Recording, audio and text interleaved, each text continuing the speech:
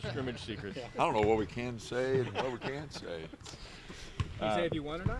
We didn't rebound worth a darn, I know that, but that's always, that's every practice. So, but we did, we went 3 hours, we did a lot of stuff, it was okay. There's been a lot of defensive emphasis in practice lately.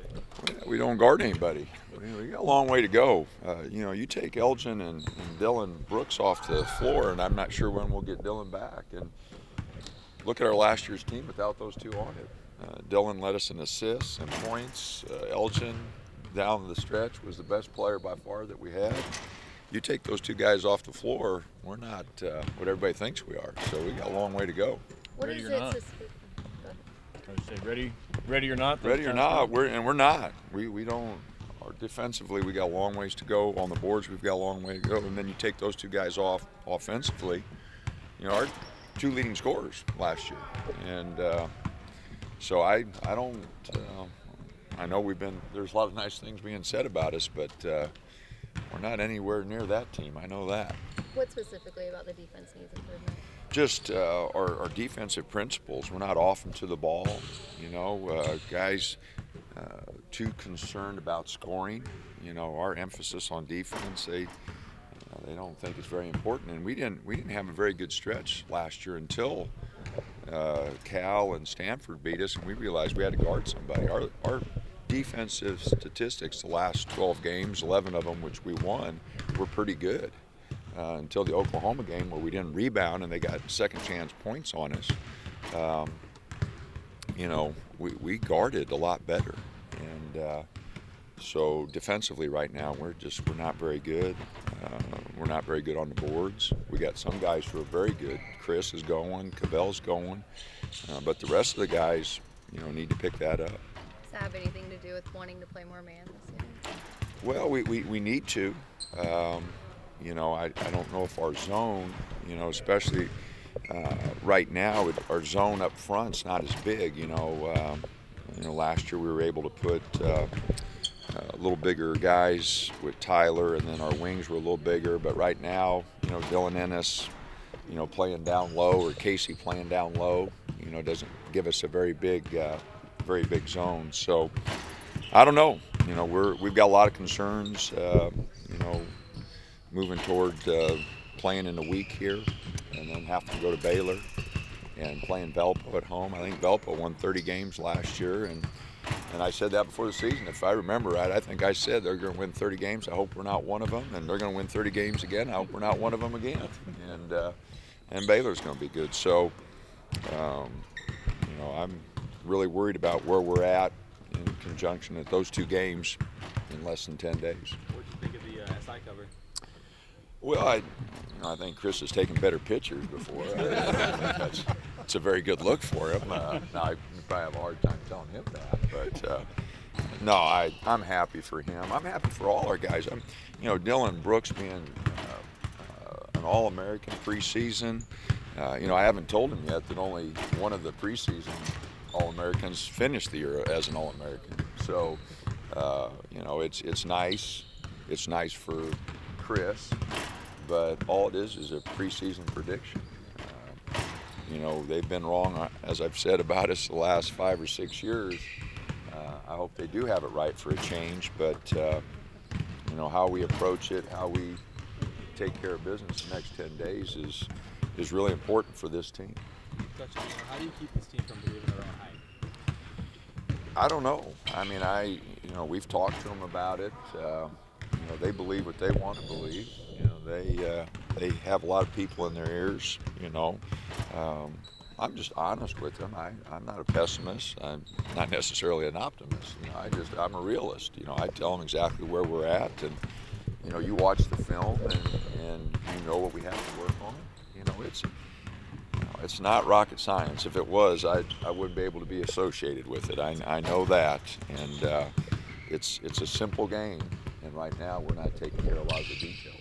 Last year at this time, you said that Dylan Ennis was maybe your best player on the court, off the court. Where is he at in terms of? He's trying to do too much. He's got a lot of work to do. He's turning the ball over a little too much right now. Just trying to make too many plays. You can't catch up for a whole season in 1 week, and You know, he's trying to do too much. He's a little rusty right now. His shooting percentages aren't what they should be, but I think he can get all that corrected. You know, he just needs to go back and play to his strengths.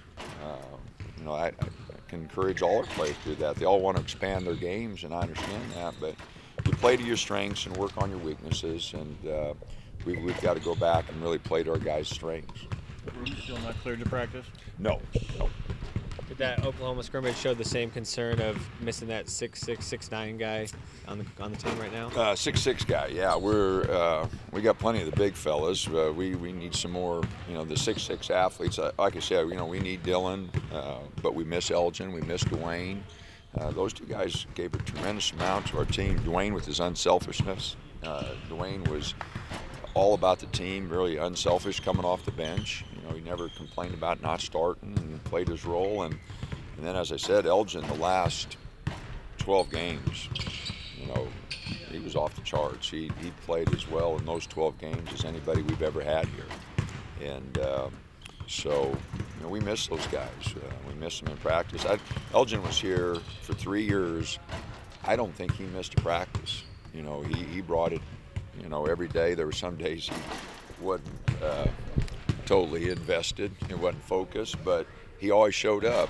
And we've had a lot of guys, Nicks, Knacks, you know, miss practice. We've had a hard time getting everybody on the floor, you know. So Michael's out right now with the concussion protocol. He's been out a week. Keith's been out a bunch, and those are two freshmen that, you know, we kind of hoped would help us a little bit. They haven't had to practice, been able to practice much. Chris was out for a while. Dylan Ennis has been out for a while, so we've had a hard time, you know, getting everybody on the floor. So sounds like I'm making excuses already, but I do have a lot of concerns about our team right now, and we've only got a very short time to get them straightened out because, as I mentioned before, November is a very difficult month for us. 4 of our first 6 games are not at home, and last year early we weren't a good road team. Our road performances before we got to conference, and even in start the conference, were awful. We didn't have any good road performances till the end of the year, so that's also a concern. NCU serving as your only real exhibition game before the games actually matter. Do you hope that game sort of serves as an eye-opener for your guys? Well, I think the eye-opener was Oklahoma, you know, just their athleticism and some of the things they did, I think, opened our eyes a little bit. You know, I'm not sure what Northwest, you know, will do for us. It is a chance to get in front of people, you know, and play in front of a little bit of a crowd, so that'll help us. But, you know, again, I think the work that we need to get done needs to be done right here in practice. And I'm just hoping that we can have, you know, a good week and a good 10 days before we have to go to Baylor.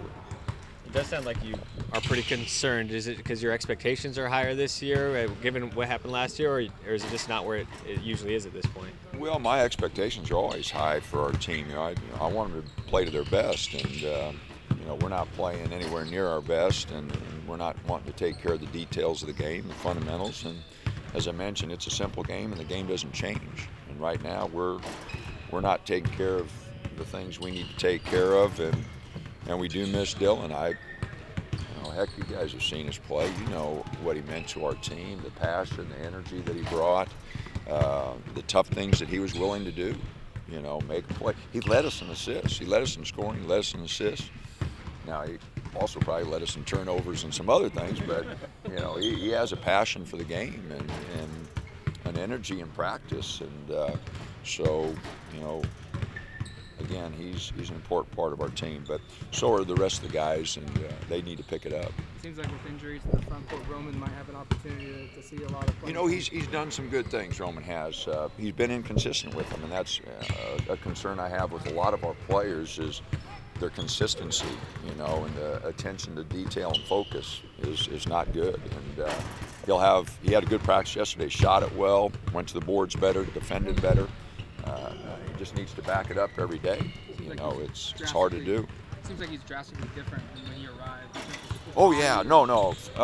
From when he arrived, you know, at the quarter, he kind of got a late start there, you know, at the quarter. But absolutely, he's made big adjustments. He's improved his body. He's worked on his game. He's trying to do all the things we ask him to do. Roman's a good guy. He just needs to be more consistent, and that's hard for players. You know, they don't have to see the next game, and you know, this period it kind of lets you know who really loves the game, who just wants to play it.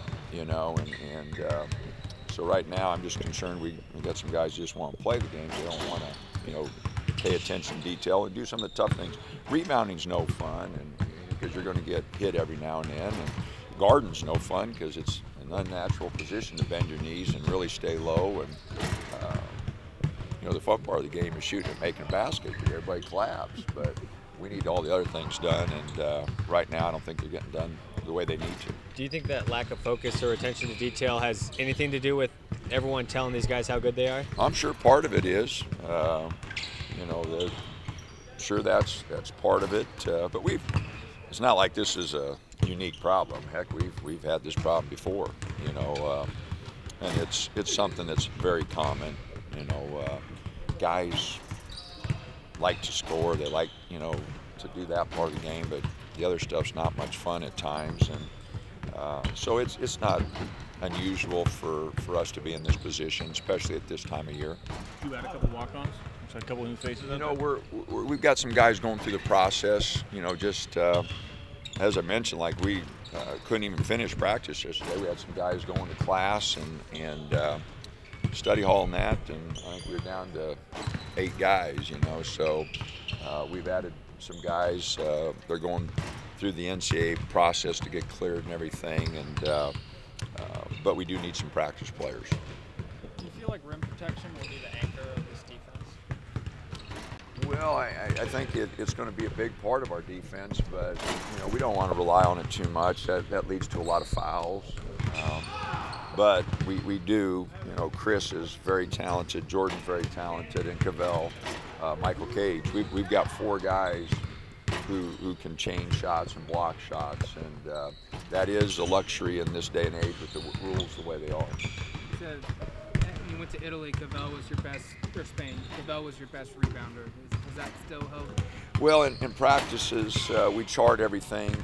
Chris has been our leading rebounder, Cavell is second, but I like the way both of those guys attack the boards. We just need, you know, the other guys to get involved like those two. I mean, it's a team thing. You got to have 5 guys on the defensive glass, and we send 3 or 4 to the offensive glass all the time. So it's got to be more of a team thing. They're relying on those 2 guys too much to rebound. Thanks, Dan. All right, thanks.